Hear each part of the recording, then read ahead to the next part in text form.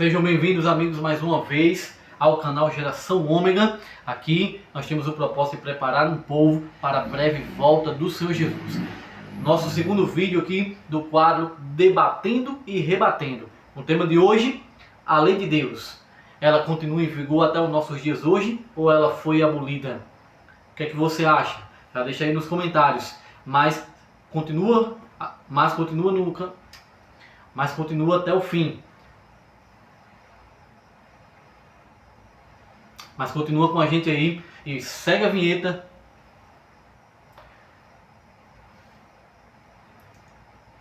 Segue com a gente aí até o final e vamos juntos aprender o que a Bíblia tem a nos dizer. Chega a vinheta. E aí, amigos, tudo bem?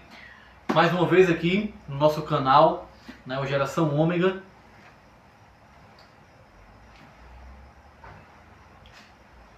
E aí, amigos, mais uma vez estamos aqui para o quadro Debatendo e Rebatendo. Com o tema de hoje, a lei de Deus, ela continua em vigor ou será que ela foi abolida? Já deixa aqui nos comentários. Já te convido também, se você gosta desse conteúdo, a se inscrever no canal, também deixar o seu like, deixar a sua curtida, Deixa os teus comentários aqui e vamos juntos fazer uma rede de conversas teológicas, homiléticas, enfim. Mas vamos falar tudo isso com respeito, tá bom? Você pode deixar aqui os seus comentários, deixar suas críticas também, deixar a sua opinião, as suas perguntas sinceras, porque todas elas serão respondidas através da Bíblia. Porque aqui o nosso compromisso não é com pessoas, não é com instituições, mas sim com a Bíblia, a palavra de Deus, porque somente ela tem poder.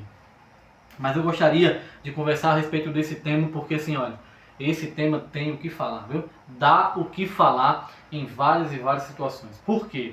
Porque desde que eu me tornei adventista do sétimo dia, isso há 16 anos atrás, ou até mais, que eu vejo sempre críticas que são levantadas. Inclusive, eu assisto muitos vídeos no YouTube e eu vejo muitas pessoas criticando a igreja adventista por várias e várias situações. E no vídeo anterior eu falei sobre a Bíblia, Eu falei que todas as nossas doutrinas, elas são baseadas na Bíblia, na palavra de Deus. Inclusive, se você quer assistir esse vídeo, depois você volta aí no canal, tá bom? Vai estar lá para você, tá ok? E eu falei que todas as nossas doutrinas ela é baseada aqui. Claro que vai existir muitas pessoas, muitos críticos que vão falar várias e várias coisas, inclusive sobre a questão da lei de Deus. Muitos vão dizer que nós adventistas guardamos a lei para ser salvo. Muitos vão dizer que nós queremos guardar uma lei só do Antigo Testamento, que não é mais válido, porque hoje a gente vive no tempo da graça e não no tempo da lei.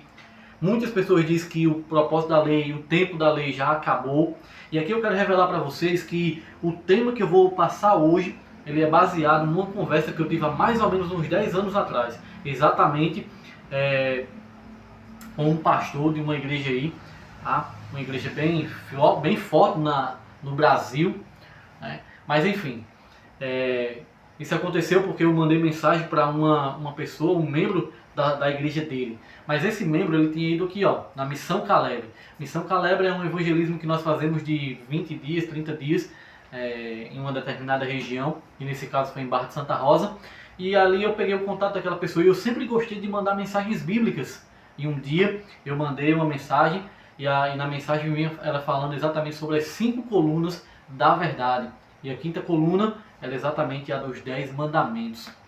E aí eu mandei lá e disse assim que todas as pessoas, todos os cristãos que guardavam o domingo, estavam guardando um mandamento deturpado pela Igreja Apostólica Romana. Então ele se doeu, mandou um áudio para mim de 16 minutos, falando. Olha aqui onde é que está a folha, ó. Eu guardo ela até hoje, certo? E ele mandou para mim um áudio de 16 minutos falando uma arruma de negócio, e eu escrevi tudo aquilo ali. Eu ouvi o áudio 2 vezes, ou foi 3. Anotei ponto por ponto e respondi a ele cada ponto daquilo que ele tinha colocado como questionamento, como justificativo. Não que eu quisesse debater diretamente, mas eu queria ali mostrar o que de fato a Bíblia fala sobre esse ponto. E é o que eu gostaria de falar aqui com você também, tá bom? Então, continua aí, tá bom? Vai ser um pouco longo, mas eu espero que você tenha um grande aprendizado, tá bom? Se você não concordar comigo, tá tudo certo, mas seja respeitoso. Mas eu gostaria que você entendesse o ponto, porque muitas pessoas ficam assim, nos acusando de coisas que nós não falamos. Por exemplo, as pessoas dizem, os adventistas querem ser salvos pelas obras da lei. Não, amigo, não. Não e não. Mas eu quero destrinchar aqui. E é interessante porque no áudio que aquele camarada mandou para mim, eu não tenho mais os áudios, obviamente, já fazem mais de 10 anos, ele colocou ali que nós precisaríamos entender 3 coisas. Primeiro o tempo, depois o propósito, né?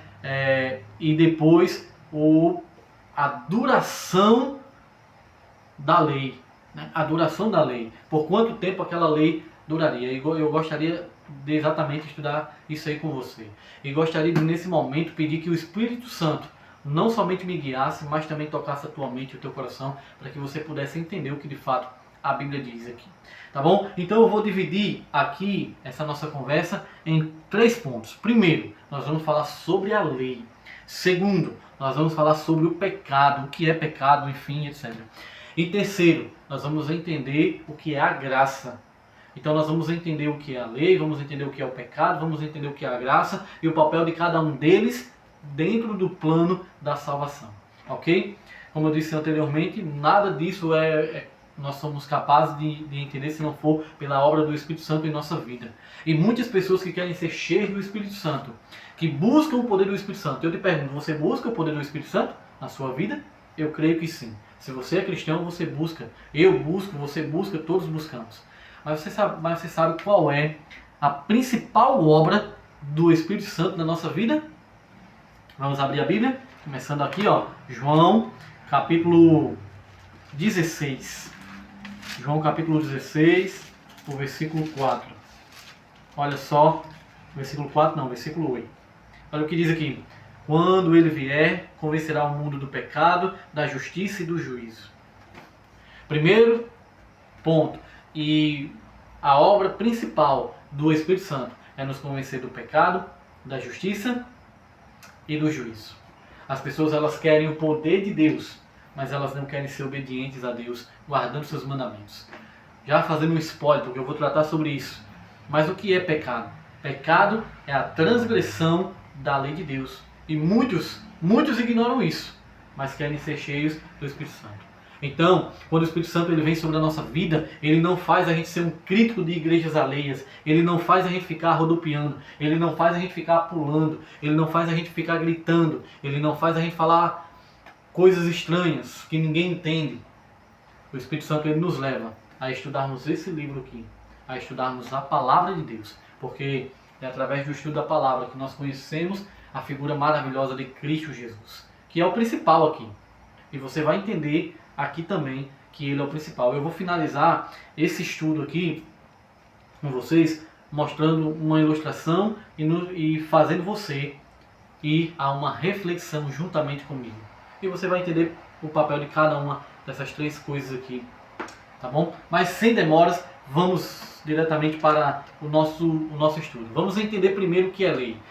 Falando sobre a questão de lei, sobre a questão do tempo, quando foi que a lei passou a existir? Quando é que a lei passou a existir?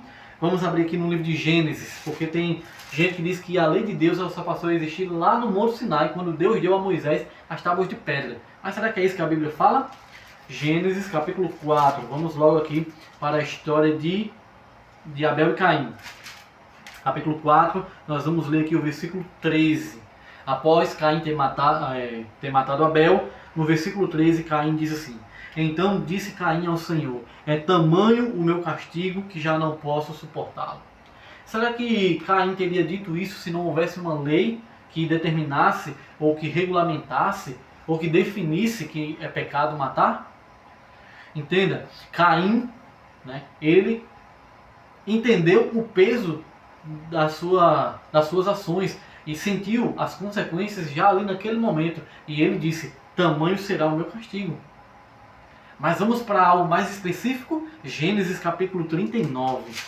Olha o que diz aqui, Gênesis capítulo 39. Aqui é a história de José na casa de Potifar. E no versículo 9 o texto diz assim, Ele não é maior do que eu nesta casa, e nenhuma coisa me vedou senão a ti, porque és sua mulher. Como, pois, cometeria eu tamanha maldade contra o meu Senhor e pecaria contra Deus? Como é que José estava falando de algo, né, pecar contra Deus, ficando ali com a mulher de Potifar, se não houvesse uma lei? Já havia uma lei, mas as pessoas querem dizer que a lei só passou a existir quando Deus deu a Moisés lá no Monte Sinai. Mas não é isso que a Bíblia traz para nós. A lei de Deus, ela já existia. A lei de Deus já estava em vigor. Por isso que José disse assim: como eu cometeria tamanha maldade contra o meu Senhor e pecaria contra Deus. Veja que o negócio não era apenas aqui na horizontal, mas também na vertical. E veja só, adiantando, será que a lei de Deus, quando a lei de Deus, ela dura até quando? Ou até quando ela durará? Quando nós abrimos a nossa Bíblia aqui no livro de Salmos, Salmos 119, o versículo 142. Olha só o que diz o texto. A tua justiça é justiça eterna e a tua lei é a própria verdade. Justiça, só tem como haver justiça se houver lei. E o texto diz que a justiça, que a lei de Deus, ela é eterna. Ela é eterna. E eu te digo mais, a lei de Deus já existia e existe lá no céu também. Porque se não houvesse, Lúcifer com certeza não teria sido expulso do céu, pois não haveria algo que regulamentasse, que dissesse, que mostrasse que o que ele estava fazendo era errado. Olha o tamanho do problema que nós arrumamos ao dizer que a lei de Deus foi abolida. Mas vamos continuar. Livro de Mateus, capítulo 5, versículo 17 e 18 diz assim, ó. Isso é o próprio Jesus falando. Não pense que vim revogar a lei e os profetas. Não vim para revogar, eu vim para cumprir. Por quê? Porque em verdade vos digo, até que o céu e a terra passem, nenhum i ou um tio jamais passará da lei, até que tudo se cumpra. Você está vendo, amigo? O próprio Jesus falando aqui que a lei de Deus, ela não passaria, que ele mesmo não veio para mudar, que ele não veio para revogar. Eu falei no vídeo anterior que Deus não precisa mudar porque ele conhece ele conhece o futuro desde o princípio, ele conhece o fim desde o princípio, e Deus não precisa mudar porque ele não erra. E lá em Malaquias capítulo 3, versículo 6, o próprio Deus disse: eu sou o Senhor e não mudo. E Deus não precisa mudar porque ele não erra. Ele não se equivoca. Mas vamos ler aqui, ó, o livro de Tiago, no capítulo 2. Tiago, capítulo 2. Deixa eu achar aqui. Que eu já passei demais. Olha só o que diz Tiago, capítulo 2. Nós vamos ler aqui o versículo 10. Olha só, o texto diz o seguinte, ó. Pois qualquer que guarda toda a lei, mas tropeça em um só ponto, se torna culpado de todos.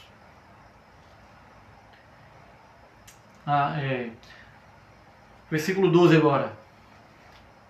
Vamos ler o versículo 12.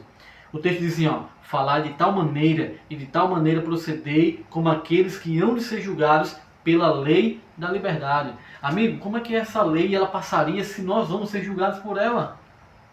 Se o julgamento só vai acontecer, o juízo final só vai acontecer quando Jesus voltar na nuvem do céu, e depois que nós passarmos 1000 anos no céu e voltar, aí vai ter o juízo final. E nesse juízo final, Deus vai usar o que, amigos? A lei. A lei da liberdade, como chama Tiago aqui. Certo? A lei da liberdade. Então, a lei de Deus ela é tão eterna quanto o próprio Deus. Sabe por quê? Porque a lei, ela representa o caráter de Deus. Santo, eterno. Então, amigo, nós não podemos simplesmente dizer que a lei de Deus ela teve um começo aqui, antes do Gênesis, antes do Êxodo, e ela só durou até o Antigo Testamento. A própria Bíblia deixa claro que a lei de Deus ela é eterna, e tão eterna quanto o próprio Deus, pois representa o seu caráter, amor e justiça, e ela é eterna. Você entendeu isso aí? Deu para entender? Agora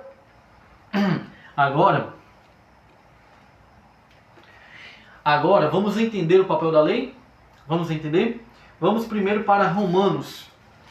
Romanos capítulo 7, Paulo ele deixa bem claro qual é o papel da lei. Romanos capítulo 7, o versículo 13. Olha só o que diz aqui para mim e para você. Romanos capítulo 7, versículo 7 também.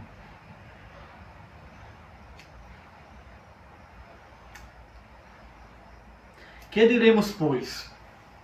Que diremos, pois? É a lei pecado? De modo nenhum. Mas eu não teria conhecido o pecado senão por intermédio da lei. Pois não teria eu conhecido a cobiça se a lei não dissera, não cobiçarás.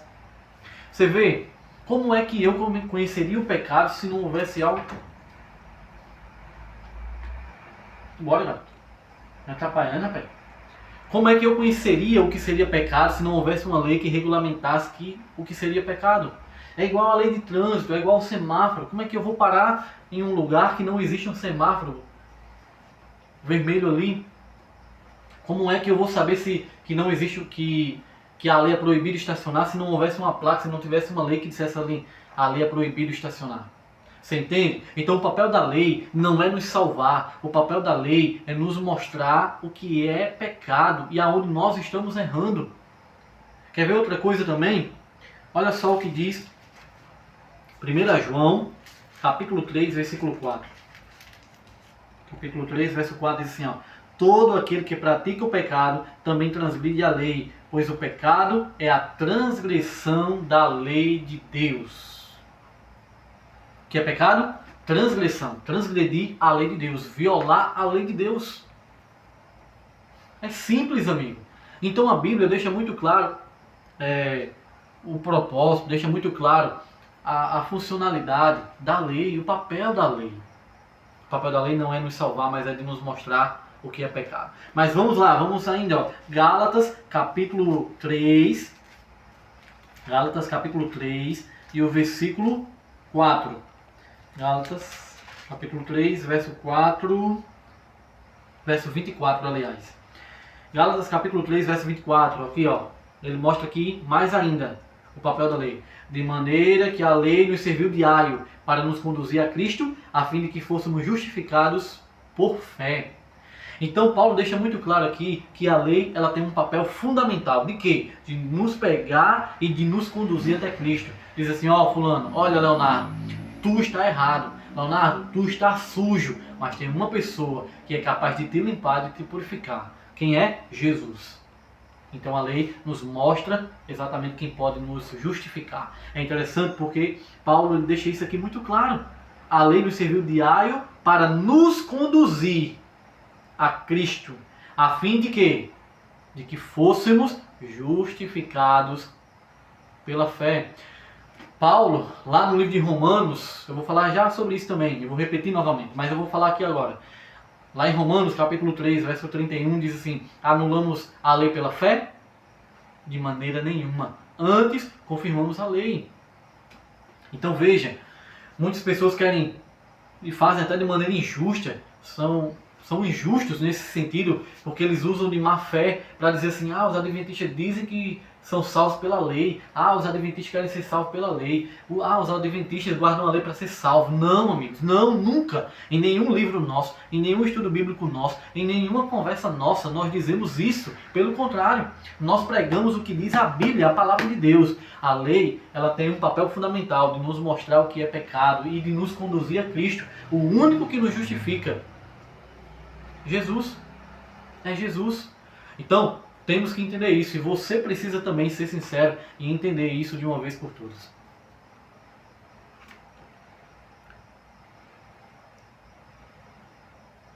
Mas por que a lei ela é necessária? Por que a lei é necessária? Paulo fala para nós por que a lei é necessária. Romanos capítulo 5, versículo 12 e 13. Olha só o que diz aqui, ó. Romanos capítulo 5, versículo 12 e 13. Portanto, assim como por um só homem entrou o pecado no mundo e pelo pecado a morte, assim também a morte passou a todos os homens, porque todos pecaram. Porque até o regime da lei havia pecado no mundo, mas o pecado não é levado em conta quando não há lei. Por que foi necessário haver uma lei, amigos? Para que pudesse definir o que é pecado, para que pudesse definir até onde a gente pode colocar o pé, para distinguir o que é santo e o que é profano, o que é obediência e o que não é obediência. Simples assim, rapaz. Simples assim, mas as pessoas gostam de complicar. Aí, outra pergunta: quantos mandamentos eu tenho que obedecer? Porque às vezes as pessoas querem obedecer 1, 2, 3 mandamentos. Mas Tiago, no capítulo 2, os versículos do 8 ao 10, diz o seguinte, de forma resumida. Aquele que escreveu a lei e diz assim, não matarás, também escreveu não adulterarás. Então, por exemplo, se eu digo assim, não, eu não posso matar porque Deus proibiu de eu matar. Mas aí eu adultero, eu estou pecando da mesma forma. E aí entra aquele texto que nós lemos de Tiago, capítulo 2, verso 10, verso 12, que diz que de tal maneira proceder, né? Como aqueles que hão de ser julgados pela lei da liberdade. Porque se eu tropeçar em um só ponto, eu se torno culpado de toda a lei. É como se eu tivesse quebrado toda a lei. Eu posso guardar só um mandamento? Não. Eu posso guardar só 9 mandamentos? Não. Deus escreveu 10. Eu tenho que obedecer os 10 mandamentos. Mas as pessoas, elas dizem que a lei foi abolida. Na realidade, elas não querem tirar todos os 10 mandamentos. Porque se você perguntar a qualquer pessoa, matar é pecado? É sim. Cobiçar é pecado? É sim. Adulterar é pecado? É sim. Desobedecer pai e mãe é pecado? É sim. Ter outros deuses diante de Deus é pecado? Sim. Todos vão dizer sim. Mas quando chega o 4º mandamento, não, esse aí não, esse aí passou. Foi exatamente isso que esse pastor que falou para mim. Mas o sábado já passou. O sábado é dos judeus. Amigo, eu vou gravar um vídeo falando só sobre o sábado. Mas entenda uma coisa. Deus escreveu a sua lei não somente para os judeus, mas para toda a humanidade, para todos os seus filhos, em todas as épocas. Porque a lei de Deus, ela representa o caráter de Deus. Ela é eterna. E ela não é só para os judeus. Ela é para todas as pessoas. Mas veja, Jesus ordenou guardar os mandamentos. Isso está em Mateus capítulo 19, versículos 16 e 17, quando ele estava conversando com um jovem rico. Jesus ordenou que os mandamentos fossem guardados. Por quê? O próprio Jesus disse em João capítulo 14, versículo 15, e também no capítulo 15, versículo 10, se vocês me amam, vocês guardarão os meus mandamentos. Guardar os mandamentos não é questão de querer ser salvo por obras da lei, mas é questão de amar a Jesus e obedecer e servir aquele que já deu a vida em meu favor. Guardar os mandamentos não é uma questão de querer ser salvo, mas é um resultado da salvação. É o resultado da salvação. Porque quem foi salvo vive em obediência a Deus e aos seus mandamentos. Mas vamos entender agora qual é o... A gente entendeu sobre a lei, vamos entender agora sobre o pecado. O que é pecado? 1 João capítulo 3, versículo 4 já disse que pecado é a transgressão da lei de Deus. Tiago, no capítulo 4, versículo 17, vai dizer que todo aquele que sabe que deve fazer o bem e não faz, nisso também está pecando. E eu lhe pergunto, os mandamentos são baseados em quê? No amor. É baseado no amor. Os 4 primeiros, amor a Deus sobre todas as coisas e ao próximo, e os 6 últimos, amor ao próximo como a nós mesmos. Você entende? Então, por isso que Tiago escreveu essa questão aí. Mas ainda sobre a questão do que é pecado. Qual foi o primeiro pecado cometido? Qual foi o primeiro pecado cometido? Gênesis capítulo 3, versículo 6, mostra que foi a desobediência a uma lei explícita de Deus. Deus disse para Adão e Eva, vocês podem comer de todos os frutos do jardim, mas daquele do meio, da árvore que está no meio do jardim, não comereis dele, para que não morrais.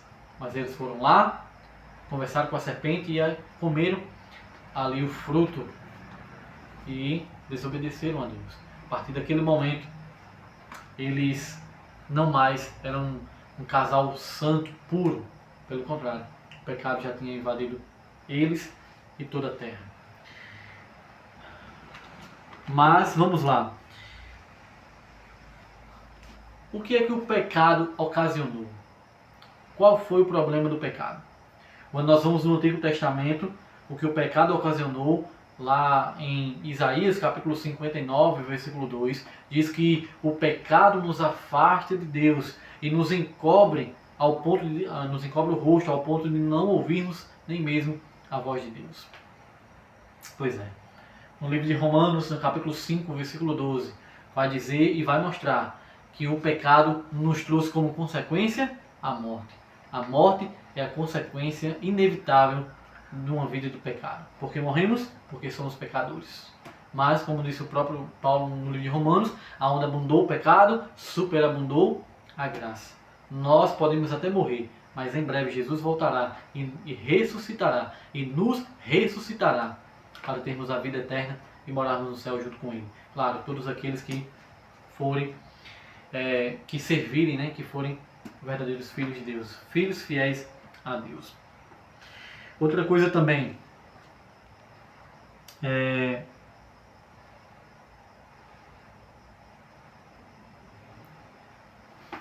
então assim, tudo ao nosso redor foi contaminado pelo pecado, tudo. E nós não temos como nos salvar de nós mesmos.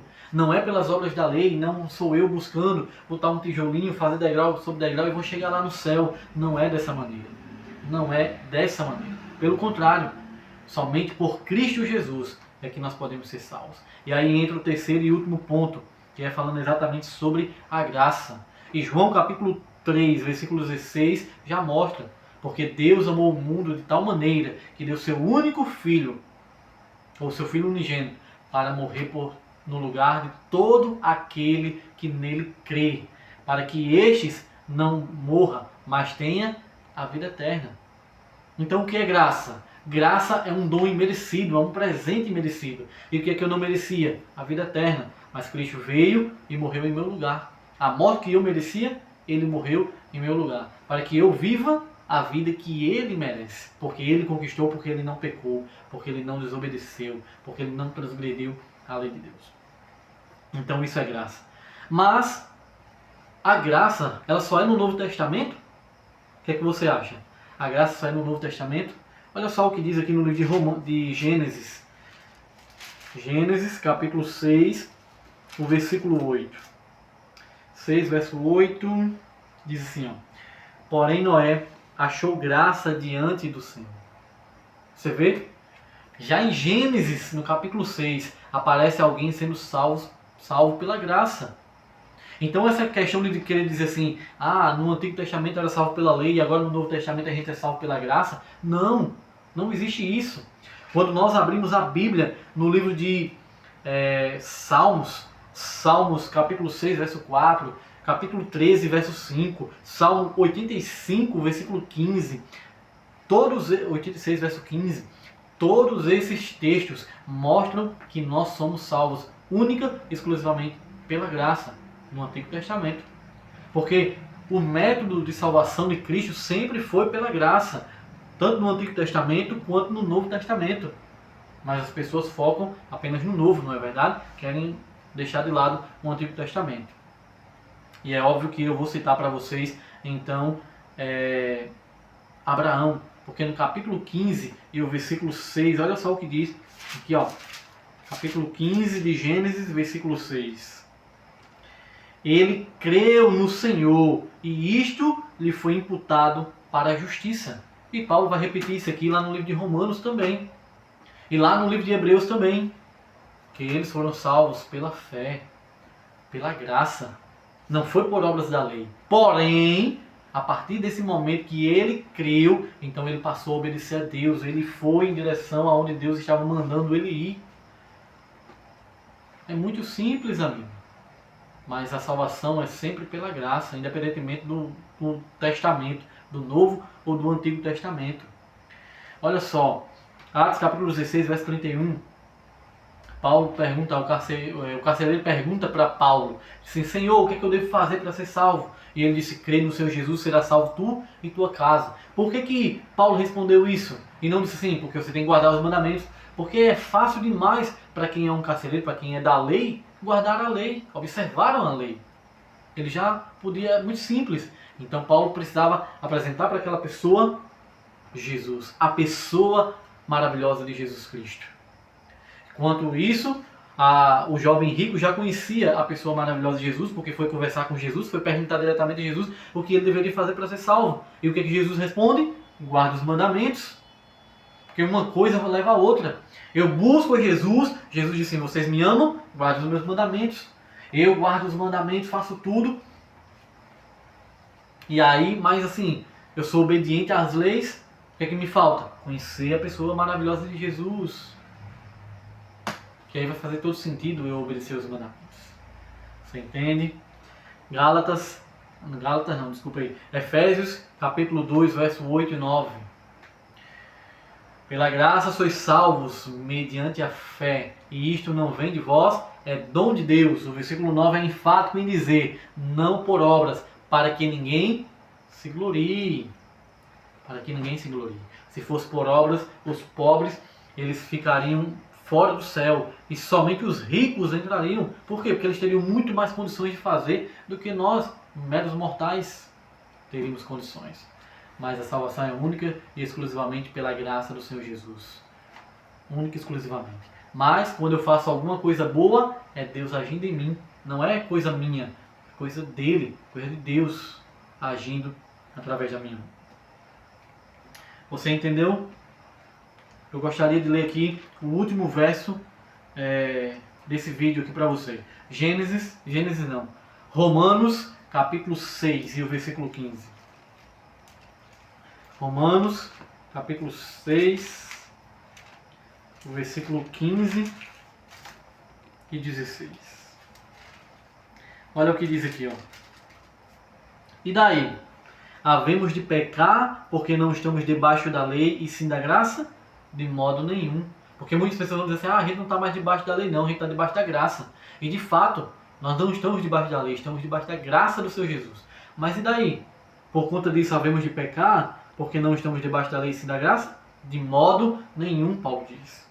E ele continua dizendo, não sabeis que daquele a quem vos ofereceis como servos para a obediência, desse mesmo a quem obedeceis sois servos, seja do pecado para a morte ou da obediência para a justiça. Ou da obediência para a justiça mesmo. Então, ou nós somos escravos do pecado, ou nós somos servos de Cristo, obedecendo a sua lei, por amor a Ele que nos salvou, e por amor a Ele que tudo se entregou e se doou por nós. O próprio Jesus, enquanto esteve nessa terra, Ele foi obediente aos mandamentos. Ele obedeceu à lei de Deus. Aí nós não queremos obedecer? Vocês não querem obedecer? Entendeu? Então a graça, ela tem que nos salvar de alguma coisa. E a graça nos salva de quê? Do pecado. Simples assim. E eu quero levar você à reflexão, quero finalizar esse vídeo contando esta historinha fictícia, mas que vai fazer você entender de uma vez por todas o papel da lei, o papel do pecado e o papel da graça sobre a nossa vida. E a história é o seguinte, pensa aí comigo, viu? Vai criando aí na sua mente, vá idealizando aí, criando a imagem na sua mente. Um pregador vai à igreja pregar o evangelho que fala de Jesus, que morreu e deu sua graça para nos salvar do pecado, que é a transgressão da lei de Deus. Entenderam aí? O pregador vai à igreja pregar o evangelho que fala de Jesus, que morreu e deu a sua graça para nos salvar do pecado, que é a transgressão da lei de Deus. Por que a transgressão da lei de Deus? Porque assim define 1 João, porque assim define 1 João capítulo 3 e o versículo 4. Ok? Mas as pessoas dizem, a grande maioria diz, que a lei de Deus ela foi abolida. Que nós não precisamos guardar os mandamentos porque a lei foi abolida. Certo? Então a nossa história fica assim. Um pregador vai à igreja pregar o evangelho que fala de Jesus, que morreu e deu sua graça para nos salvar do pecado, que é a transgressão da lei de Deus. Mas se mas se a lei foi abolida, certo? Mas se a lei foi abolida, se a lei foi anulada, se a lei não vale mais, então nós vamos tirar aqui a lei. E vamos ver como é que fica agora a nossa história. Um pregador vai à igreja pregar o evangelho que fala de Jesus, que morreu e deu a sua graça para nos salvar do pecado, que é a transgressão da lei. Mas se não existe lei, Então não existe o que? Pecado, porque é exatamente a lei que define o que é pecado. Se não existisse a lei que me dissesse que o que era cobiça, eu não saberia o que era cobiça. Não existiria. Então, sem pecado, não existe. Aliás, sem lei não existe pecado. Então o pecado nós vamos tirar aqui também. Então vamos lá. Um pregador vai à igreja pregar o evangelho que fala de Jesus, que morreu e deu sua graça para nos salvar de quê? Do pecado. Mas não existe pecado. Por que não existe pecado? Porque não existe uma lei que especifique o que é pecado. Então se não tem lei, não tem pecado. Se não tem pecado, nós não precisamos da graça. Nós não precisamos da graça de Jesus. Então vamos para a nossa história novamente. Um pregador vai à igreja pregar o evangelho que fala de Jesus, que morreu e deu a sua graça para nos salvar para nos salvar de quê? Então, se não tem lei para definir o que é pecado, também não existe pecado. E se não existe pecado, eu não preciso da graça do Senhor Jesus. Por quê? Porque eu sou santo. Porque eu sou perfeito. Você entende, amigo? Então eu não preciso da graça de Jesus. Eu não preciso da graça de Jesus. Eu sou autossuficiente. Vamos para a nossa história. Um pregador vai à igreja pregar o evangelho que fala de Jesus, que morreu, que fala de Jesus e morreu e deu a sua o quê? Nada. Então, se não tem pecado, se não tem lei, não tem pecado. Se não tem pecado, eu não preciso da graça. Se eu não preciso da graça, para que Jesus veio a este mundo e morreu em nosso lugar?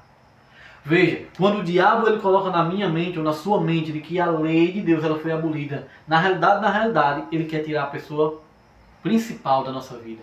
E essa pessoa é Jesus. Porque sem lei não tem pecado, sem pecado não existe a necessidade da graça. E sem graça não precisaria Jesus ter vindo a este mundo e morrer por nós, porque nós somos pessoas santas, assim como os anjos lá no céu são santos. Então vamos lá. O pregador vai à igreja pregar o evangelho que fala de quem? De Pedro, de Tiago, de João, dos mormons, dos adventistas, dos assembleianos. Precisa? Não precisa.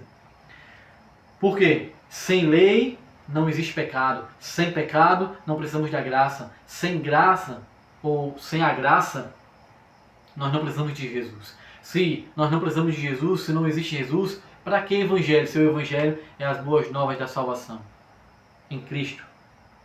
Então nós não precisamos também de evangelho. Então o pregador vai à igreja fazer o quê? Falar da vida alheia, porque não tem evangelho. Não tem evangelho. Se não tem evangelho, amigo, o pregador vai fazer o quê na igreja? Nós iríamos fazer o quê na igreja sem as boas novas da salvação? Entendeu? O pregador, agora não tem nem igreja mais para ir, né? Então ele vai ficar onde? Na praça. Pregando o quê? Pregando um martelo, pregando um prego, pregando sobre a vida dele mesmo, sobre qualquer outro negócio. Então entenda, amigos. Sem a lei não existe pecado. Sem pecado nós não precisamos da graça. Sem a graça nós não precisaríamos de Jesus. Se não precisamos de graça, não precisaríamos de Jesus. Não precisaria Jesus ter vindo e morrido em nosso lugar. Se não precisamos de Jesus, se Jesus não tivesse vindo, não existiria evangelho. E se não existe evangelho, não precisaria existir igrejas. Se não existe igrejas, não tem necessidade de pregador. Não existiria pregador. Mas o ponto principal é esse.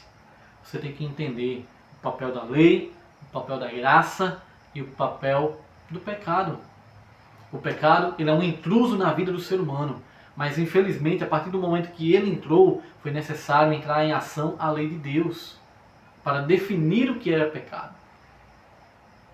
E a partir de então, depois de tudo isso, então veio a graça para nos salvar do pecado.